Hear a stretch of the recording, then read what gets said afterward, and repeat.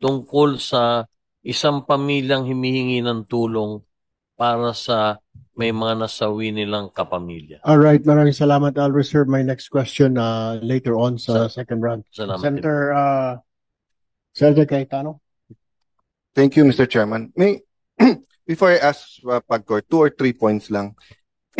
Deputy Governor, can you clarify? Sabi niyo kanina kay Senator Marcoleta, may order na kayo na tanggalin yung links. Yes, Your Honor. So, hindi sumusunod sa inyo. Do you have GCash? Yes, Your Honor. I-open nyo yung GCash mo ngayon. Nandiyan pa huli yung link. We gave them 48 hours, So, Your Honor, to take down the links. When did you order, Deputy Governor? Today, Your Honor. So, can you please, I know, sir, sa banking, very conservative, you have a very good reputation. Pero please speak very clearly to us. Diba? What you did on July 25, nag-circulate kayo ng proposal sa mga e-wallet at hinintay nyo pa yung kanilang reply. Tapos today lang kayo nag-order. Kasi may hearing today. Your Honor, if I may... Hindi, kasi ang sagot nyo kay Senator Marcoleta, kulang na lang pumalakpak ako eh. Papalakpak kasi dapat talaga ako kasi at least umaksyon kayo kaagad. Kasi yung governor nyo, ang ganda ng statement, dapat daw mahigpit. Pero wala namang aksyon. You know, I will stop there, Deputy Governor. But be very clear here kasi hindi lokohan tong hearing na to eh. Diba? Sana sinabi yung kanina, sir, it took us time and everything, but we're giving them 48 hours. Eh sinabi nyo hindi, you ordered them na eh. Pag binuksan mo ngayon, meron eh. Hindi po ba? Seryoso, pinag-uusapan natin eh. Lokohan ba to? So please sir, di ba, ano lang, konting pagiging forthright naman at konting ano tayo pag nag-uusap dito, di ba? Ang Pagcor mahirapan sumagot kasi trabaho nila magnegosyo ng ano eh, ng gaming eh. That's why, di ba, we'll allow them to ano. But you get my point, sir. Okay, so 48 hours makakaasa kami na tanggal na lahat. Yes, Your Honor. Why do they need 48 hours? Isn't that instant naman? DICT, pag sinabi ko today, tanggalin nyo yan, hindi kaya ng technical ng mga e-wallets yun. So ano, balato muna, 2 more days? With the permission of our Secretary, Mr. Chair. Yes or no lang, sir? Yes, it can be done right away, Mr. Chair. So sir, why do we give them 48 hours pa? Kung sure naman kayo. So kung may mamatay ng 48 hours kasi nalulundon, okay lang sa atin o sayang kita? Your Honor, hindi ko naintindihan eh. Kasi binigyan nyo since, it's August 14 eh. Binigyan nyo since July 5. You know, if you call them into the room, you are the central bank eh. So, I'm sorry, Mr. Chairman, I'm just talking in terms of from the Committee on Banks, di ba? I was briefed. Conservative, these are gentlemen, etc. But if you called everyone into the room on July 5 and everyone pumayag, the next day, July 26, wala. You come here in the day of the hearing, you know all of the cameras are here, representing the central bank, telling Senator Marcoleta, wala nang links, then nung tinignan ko meron, then we're giving them 48 hours na, hindi naman nila kailangan ng 48 hours. Bakit po? Bakit tayo ganun?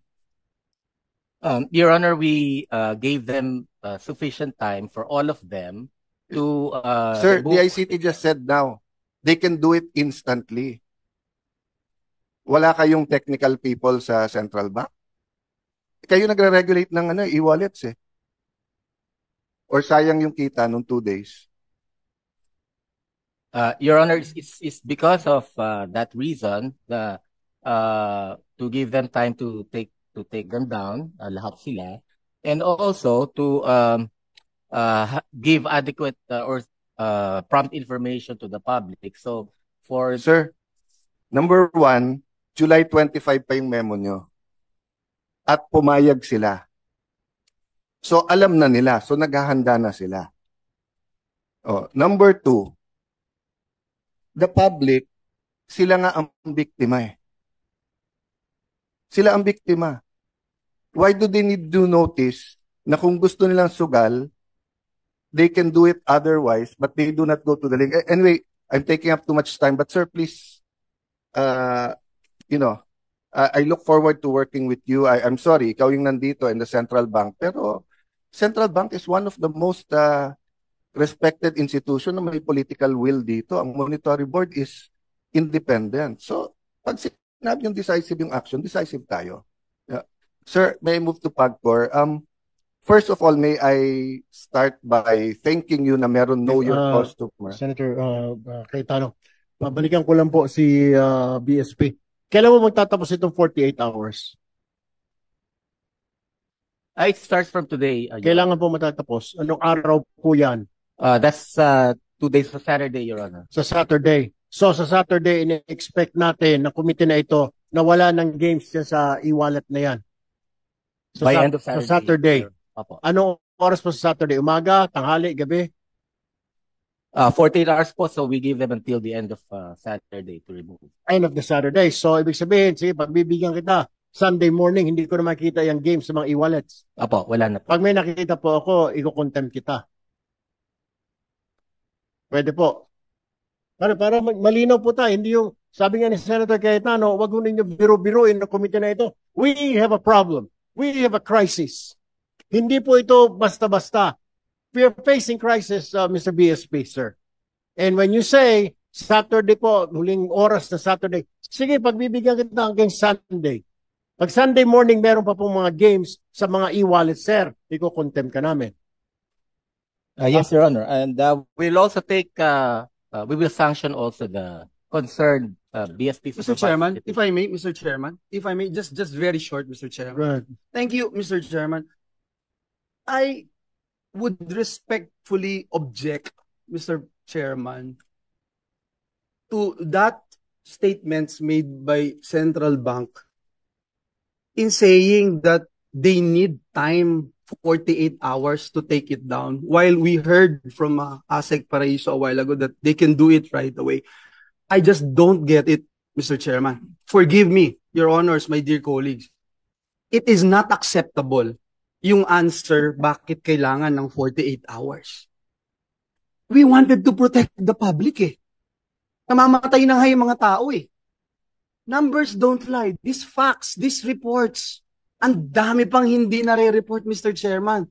Kausap ko lang yung isang governor sa isang probinsya dito sa Pilipinas. Sabi niya, halos araw-araw may nagpapakamatay dito, pare. Bakit di natin ma-stop? Again, Mr. Chairman, I'm really sorry. It is not acceptable yung binibigay na sagot kung bakit hindi natin mai sara ngayon kung kaya naman. Ngayon, if there's another answer, Mr. Chairman, that would convince this representation na bigyan pa rin ng 24 hours, sige ho, I will agree. But right now, the answers being given to us, Mr. Chairman, hindi ho acceptable. Sorry. Thank you. Thank you, Senator Villanueva. Yes. Sandali lang po, Mr. Chairman. We'd like to clarify the statement of the BSP representative because very important po yan. Is your statement is within 48 hours, you will ban the apps on the e-wallets or you will ban e-wallets to be utilized by these gambling operators? That's two different things, ha? Kasi yung apps, tanggal lang yan. Ibig sabihin, walang advertising. Pag punta mo sa GCash, sa PayMaya, hindi na lalabas yun. Pero iba yan sa pinagbabawal nyo ng paggamit ng e-wallets sa pagbayad nitong gaming na ito. Let's clarify that. If you're saying the latter, which is to ban, then I am with you, I support you, and I congratulate you if you can do that within 48 hours. So let us clarify, Mr. Chairman, ano ba talaga? Yung pagtanggal lang ng advertising apps sa e-wallets or pagtanggal talaga ng e-wallets sa paggamit, sa pagpusta nito mga games na ito? Mr. Chair, go ahead. Dito kay BSP, the Governor. What's your name, sir? Mamerto Tangonan, Your Honor. Ba't kinakailangan pa ng isang araw na palugit? 48, ba't kinakailangan pa ng 48 hours? Eh, sabi nga na dito, isang pindot lang yan, tapos nawala na yung apps na yan. Ba't kinakailangan palugit? Para marami pang pwedeng tumaya? Para meron pang mga kukuha ng porsyento sa mga taya na yun? Mr. Chair, Sir, I'm may asking I him. interject? Sir, excuse me. I want him to answer my question. Senator Rafi, finish first. I want him to answer my question, Senator. Pakisagot lang po yung tanong ko. Ba't kinakailangan ng 48 hours na pwede naman gawin agad-agad. Tulad nga sinabi ni Senator Villanueva and Senator Migs, nagtataka lang kami. At si Erwin nga nagsabi, pag hindi mo makagawa yan in 48 hours, iko-contempt ka. Pakipaliwanag, okay, mabilis lang. Anong proseso ba dapat ang ginagawa para ito ay tuloy na matanggal? So, Mr. Yung pinag-usapan Your natin. Your Honor, we provided 48 hours because one, as I've mentioned earlier, we want to give time to the BSP supervised institutions to take down those in-app links and icons to the online gambling sites. The other reason, Your Honor, is so that we will also provide time for the customers, for the consumers, to withdraw their funds from the online gaming account once they learn that we are already removing the links from the BSI mobile payment applications and websites, Mr. Chair. So within that time, for consumers who may want to take their money out from their online gambling accounts, they may do so, Mr. Chairman. Fine, Mr. Chairman, just to clarify. So what the gentleman from the BSP is saying is bawal na gamitin ang e-wallets for online gambling. We need a categorical statement from you. Bawal or tinatanggal mo lang yung app or bawal na? We're removing the in-app links po from the Not the use. websites. Not the use. Because what happens now if they want to go into a scatter or whatever game and it says there how to pay using PayMaya, GCash, nandun pa yun.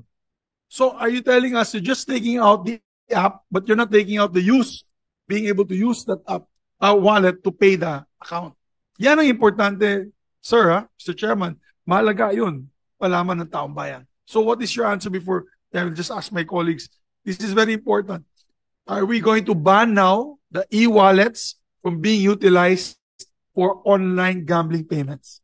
Mr. Chair, before he answers, because I'd like to put this in the proper perspective, this representation was the one who this morning made the suggestion, considering that the PAGCOR and the ICT has yet to do some struggling on how to regulate the online games operators.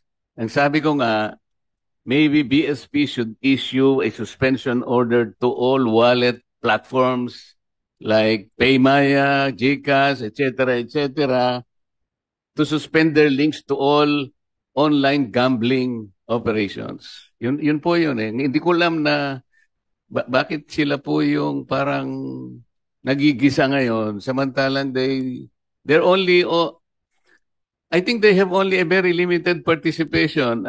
Sir, are you a game developer? Are you an enabler? Are you a promoter? Di ba ang pinag-uusapan natin dito, Mr. Chair, mga online game gambling operators? Senator Marcoleta, let's just clarify this.